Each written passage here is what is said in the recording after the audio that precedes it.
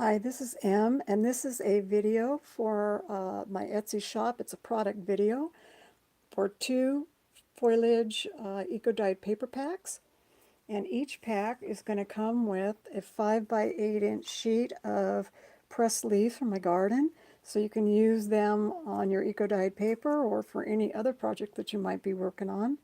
So there'll be one of these in each pack.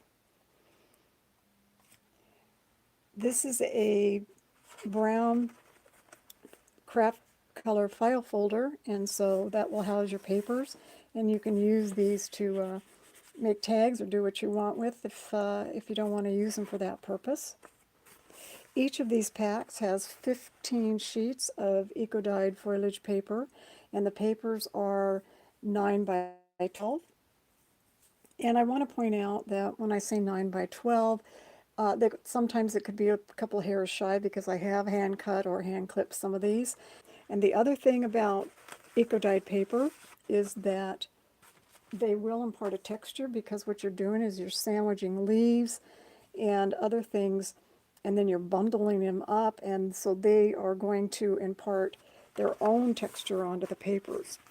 And so there can be minor tears or indentations. They're not going to be perfectly flat because of the effect of the botanical on each paper. Most of these papers are either multi-purpose, like this one, or watercolor, and the watercolor papers are quite a bit heavier. So let's take a look at each pack, because what you see is what you get. These two packs mostly consist of the leaves that I used of ligulera, fern, and maple. There's other things mixed in, but that's primarily what there's a lot of in these packs. For example, this is ligulera, which I just love the way it gives this watercolor type effect on there. And then on the back, this is lupin. This is hydrangea. And maple. One of the things that I use eco-dyed paper for is I think of it in two ways. I think of it as background and foreground.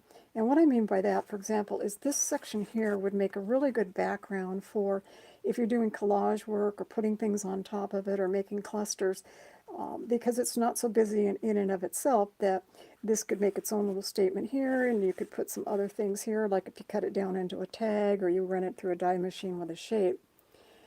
Whereas other things, this would be an example, there's so much going on here that I would be hard-pressed to maybe cover the whole thing, because it makes a statement in and of itself. So that's what I call background and foreground.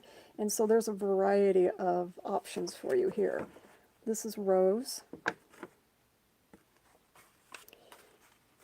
This is foxglove and lettuce leaf, red lettuce. This is from maple. Now here's an example of a little tear. There's a little tear here. Most of them aren't torn this much. A couple pieces might have a little bigger tear. I would say this is on the bigger side of a tear. I thought I'd point that out. This is fern. Some more maple. Some more fern.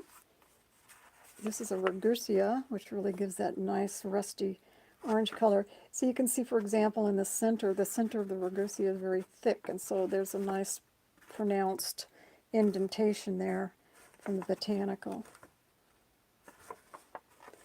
This is from a couple different kinds of maple. Fern. I'm not sure what this one's called, but it really lays down a nice rusty color.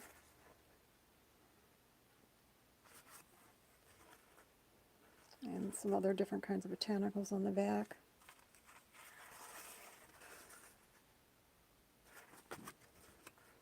More fern.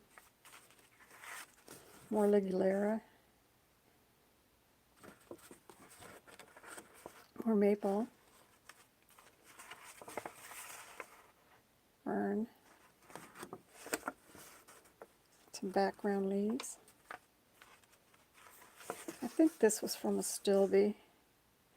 And when you see colors like this, it's because it's bled from other sheets that were either on the top or below. For example, I suspect that I probably had some orange colored flowers that then leached through to this paper. And sometimes I'll do that on purpose because I'll know that things will leach like that and will impart more color. These are all natural colors. I haven't used anything artificial.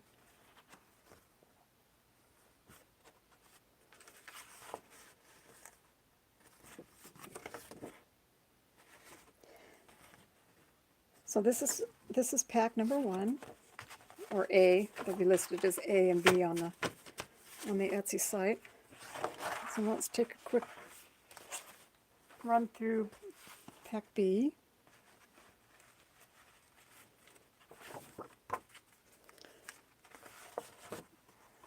Ligulera interdispersed with some fern pieces. And then this was from some flowers. You can see little flower bits on the back. This is that leaf that I can't remember the name of. Let's make a really nice background texture paper. Some more maples. Fern.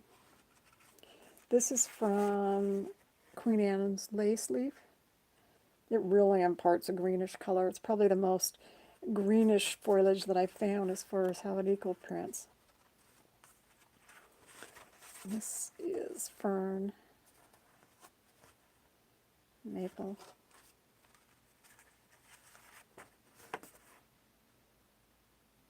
I think that's Rodgersia, I think. This is from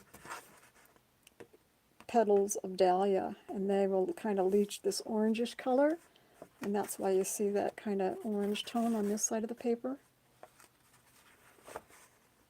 Some more Ligulera. You can see why I like it. I mean, it's just, I don't know, I find it really fascinating.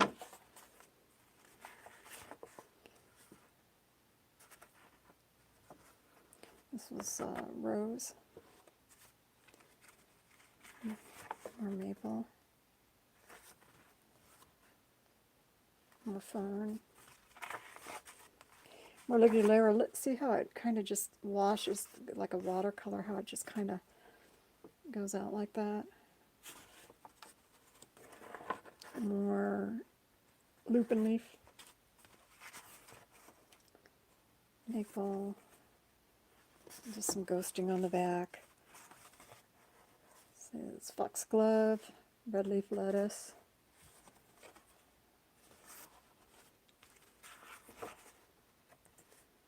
Ligulera, fern.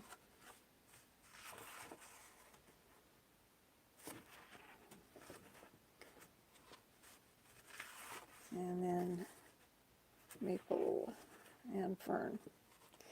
Okay, so those are the 2 packs of Foliage Eco Dyed paper that I have available. And hopefully you found them as beautiful as I do and can think of a lot of different things that you can do with them, both in your journals or for card making or for gift giving or things like that. And you have your pack pressed leaves to play with. So thank you for tuning in, and you have a wonderful day.